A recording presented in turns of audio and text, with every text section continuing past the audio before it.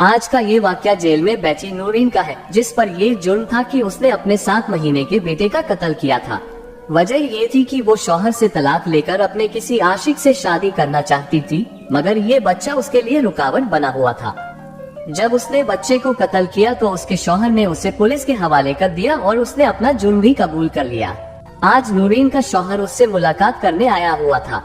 वो कहने लगा, नूरीन, तुमने हमारे बच्चे के साथ कितना जुल्म किया है। मेरे कानों में अब भी मेरे बच्चे की हंसी गूंजती रहती है।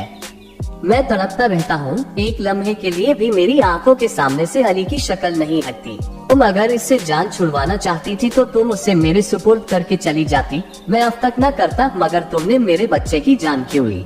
फिर उसका शौहर बोला, मैं जानता हूँ तुम हामिद को पसंद करती हो, इसी की वजह से तुमने अपने बच्चे को मारा है ताकि मैं फिर तुम्हें तलाक दे दूं और तुम उससे शादी कर लो।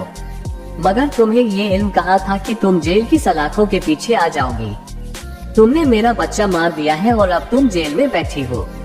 नूरीन अब भी कुछ नहीं बोली थी, जबकि उसका शौहर ऐसे ही उदास बातें करता रहा और फिर 1-2 घंटे बाद उठकर चला गया, जिसकी वजह से उसने अपने बच्चे की जान ली थी। उसे अपने बच्चे पर जरा भी तरस नहीं आया था। मुझे नूरीन से मजीद नफरत होने लग गई थी। 1-2 औरतें नूरीन को रोजाना मारती, मगर मैं अनदेखी करके खड़ी रहती। दरअसल ये सब देखकर मुझे सुकून मिलता था। मैं बड़ी हैरान और परेशान हुई कि अब उससे मिलने कौन चला आया है, क्योंकि उसे कैद में 1 माह हो गया था। आज उसकी माँ उससे मिलने के लिए आई हुई थी। मैं ये सोचने लगी कि आज से पहले उसकी माँ कहाँ थी। वो बहुत मासूम है, उसके साथ बड़ी ज्यादती हुई है। जेल में कैदी औरतें भी उसे मारती हैं। तुम मेरी बच्ची की हिफाजत करके उससे दुआएं लिया करो। मैं माथे पर बल डालकर बोली, अगर तेरी बच्ची इतनी ही मासूम होती तो अपने बेटे को ना मारती अपने आशिक के लिए। ये बात सुनकर नूरीन की अम्मी की आंखों में आंसू आ गए। वो बोली, मेरी बेटी बेकसूर है, उसके शौहर ने अपने बेटे को मारा है।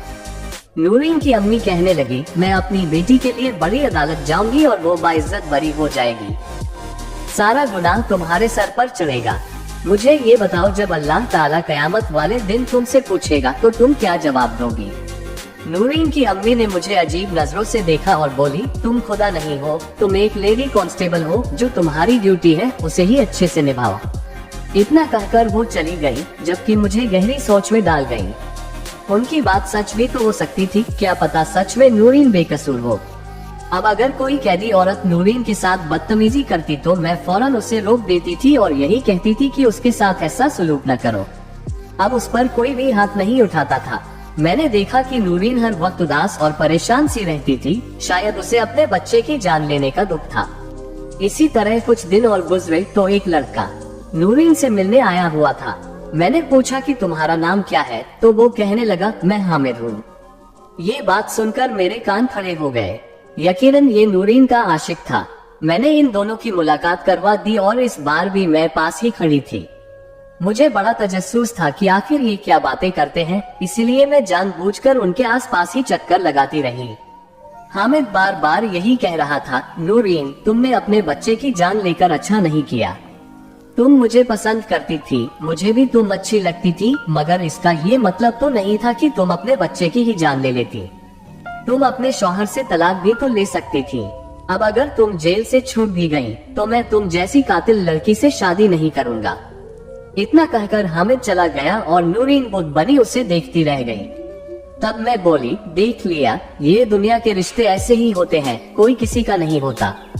तुमने बेवजह अपने बच्चे की जान ले ली। वो बस मुझे देख रही थी, उसने मुझे आज भी कुछ नहीं कहा था। अब मैं नूरीन की कहानी जानना चाहती थी। मुझे शौक होने लगा था कि आखिर इसके पीछे क्या वजह थी जो उसने अपने ही बच्चे की जान ले ली। हामिद की मोहब्बत क्या ममता से बड़ी हो गई थी। नूरीन की कहानी जानने के लिए ये जरूरी था कि मैं उसके साथ दोस्ती कर लेती। इसीलिए अब मैं उस पर गुस्सा नहीं किया करती थी और उसे ताकीद किया करती कि खाना खा लो।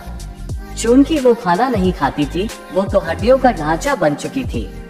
मैं उसे यही कहती, अगर तुम बेकसूर हुई तो भी तुम इस तरह जेल की सलाखों के पीछे ही मर जाओगी। दुनिया वालों को तुम ये नहीं बता पाओगी कि तुम बेकसूर थी। वो ये सब सुनती रहती और फिर एक दिन मुझसे कहने लगी, मैं जिंदा नहीं रहना चाहती, मैं ऐसी जिंदगी नहीं जीना चाहती। मुझे ये दुनिया ही अच्छी नहीं लगती। अब मुझे महसूस हुआ था कि नूरीन की खामोश रहने के पीछे वजह यही थी कि वो डिप्रेशन का शिकार हो चुकी थी।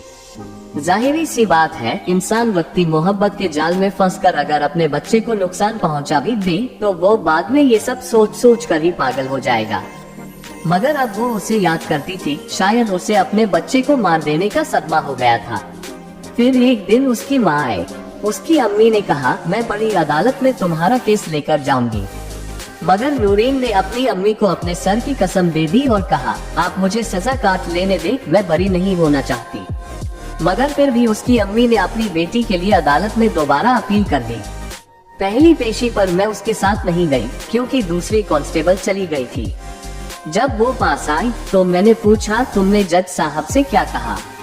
तो नूरीन मेरी आंखों में आंखें डालकर बोली, मैंने अदालत के सामने एतराफ जुर्म कर लिया है और उनसे कहा है कि मेरी सजा फांसी से कम नहीं होनी चाहिए। उसकी बात सुनकर मैं एकदम से चौंक गई और परेशान हो गई। तब वो कहने लगी, जब मेरा अली ही जिंदा नहीं तो मैंने जीकर क्या करना है? फिर मैं बोली, तुमने अली को कत्ल क्यों किया था? नूरीन कहने लगी, हाँ, मुझे अली को कत्ल नहीं करना चाहिए था। मुझसे बहुत बड़ी गलती सरजद हो गई है। अब वो मुझसे खुलकर अपने दुख का इजहार करने लगी थी। मुझसे भी बातचीत कर लिया करती थी। मुझे एक दिन कहने लगी, मेरा अली मेरी तरफ देखकर मुस्कुराता रहता था और मुझे हाथों से इशारे करके अपने पास बुलाता था। जब मैं काम काज करके वापस आती तो मेरी तरफ देखकर मचल जाता था और कहता था कि मुझे उठा लो, पर मेरी मजबूरी थी, मैं उसे उठा नहीं पाती थी। मैं उसकी बात सुनकर चौंक गई। मैं बोली, तुम्हारी क्या मजबूरी थी कि तुम अपने बच्चे को ही नहीं उठा पाती थी? तब मैंने उसका चेहरा जर्द होते हुए देखा। उसने जल्दी से अपने आंसू साफ किए और लेट गई और कहने लगी, मुझे नींद आ रही है, तुम यहाँ से जाओ। अब मुझे लगने लगा था कि शायद नूरीन कत्ल करने से पहले भी अपने बच्चे पर जुल्म और सितम किया करती थी। हो सकता है कि उसे दूध के लिए भी तरसाती रही हो। खैर, मुझे फिर से दिन ब दिन नूरीन से नफरत होती चली जा रही थी, मगर मैं फिर भी उसके साथ अच्छी थी क्योंकि मैं उसका राज जानना चाहती थी। अदालत ने नूरीन को एक बार फिर सजा-ए मौत सुना दी थी। जिस दिन उसे मौत की सजा हुई वो बहुत ज्यादा खुश व खर्म थी। मैंने उसकी खुशी की वजह पूछी तो वो कहने लगी, अब मैं अपने बेटे के पास चली जाऊंगी और हमेशा हमेशा के लिए उसके साथ रहूंगी। मैं बोली, इस दुनिया में तुम्हें हामिद की मोहब्बत ने इस कदर अंधा कर दिया था कि तुम अपने बच्चे का ख्याल नहीं रखती थी। तुम्हें क्या लगता है कि मरने के बाद अल्लाह तुम दोनों को मिला देगा? कहने लगी, मुझे नहीं मालूम कि आगे मेरे साथ क्या होगा, मगर मेरी यही दुआ है कि अगले जहां मुझे मेरा बेटा मिल जाए। खैर, हाई कोर्ट ने नूरीन को सजा-ए मौत दे दी तो इसके बाद नूरीन की वालिदा ने सुप्रीम कोर्ट में इल्तिजा कर दी। जब उसकी अम्मी उससे मिलने आई तो वो अपनी अम्मी से लड़ती झगड़ती रहती थी। कहने लगी, आपने ऐसा क्यों किया? फिर से आपने मेरे लिए अदालत का दरवाजा क्यों खटखटाया है? मैं जीना नहीं चाहती। मैं चाहती हूँ कि अपने बेटे के पास चली जाऊँ और आप हैं कि बहाने बहाने से मेरी सजा मुआफ करवाने के चक्करों में हैं। मैं जिंदा नहीं रहना चाहती। नूरीन की वालिदा कहने लगी, तुम्हें मेरे सर की कसम है, इस बार तुम अदालत में झूठ नहीं बोलोगी। तुम्हें एक एक बात सच बतानी होगी। नूरीन खाली खाली नजरों से अपनी वालिदा को देखती रह गई। खैर, कुछ दिनों के बाद सुप्रीम कोर्ट में पेशी थी। इस बार नूरीन के साथ मेरी ड्यूटी लगी हुई थी। मैं नूरीन को लेकर अदालत पहुंच गई। सुप्रीम कोर्ट के जज साहब ने नूरीन से बयान लिया तो नूरीन अभी भी यही कह रही थी कि उसने ये जुर्म किया है। जज साहब ने नूरीन का मेडिकल कराने की तजवीज पेश कर दी। उन्होंने कहा कि नूरीन के मेडिकल की रिपोर्ट्स मुझे चाहिए। अदालत अगली तारीख तक मुलतवी हो गई। मैं नूरीन को लेकर वापस जेल आ गई और उसका मेडिकल कराने की तैयारी करने लग गई। मैंने नूरीन से पूछा, आखिर ऐसा क्या हो सकता है कि जज साहब को तुम्हारा मेडिकल कराने की जरूरत पड़ गई है? तब नूरीन बोली, मुझे नहीं मालूम, मैं अपना मेडिकल नहीं करवाना चाहती और न ही ये चाहती हूँ कि मेरी सजा की मुआफी के लिए अपील की जाए। मैं मरना चाहती हूँ, मुझे जीना अच्छा नहीं लगता। मैं बोली, तुम जिंदगी से इस कदर मायूस क्यों हो चुकी हो? मुझे कुछ तो बताओ। तब नूरीन कहने लगी, मैंने अपनी जिंदगी में बड़ी सख्तियाँ देखी हैं। मैंने बहुत कुछ सहा है, इसलिए मैं मर जाना चाहती हूँ। मैंने कहा, हमारे पास कई ऐसे केस आए हैं जिसमें कातिल भी अपनी सजा की मुआफी के लिए तड़प रहा होता है। वो चाहता है कि उसे मुआफी मिल जाए, उसे एक मौका दे दिया जाए, मगर तुम क्यों नहीं चाहती? तब वो रोने लग गई।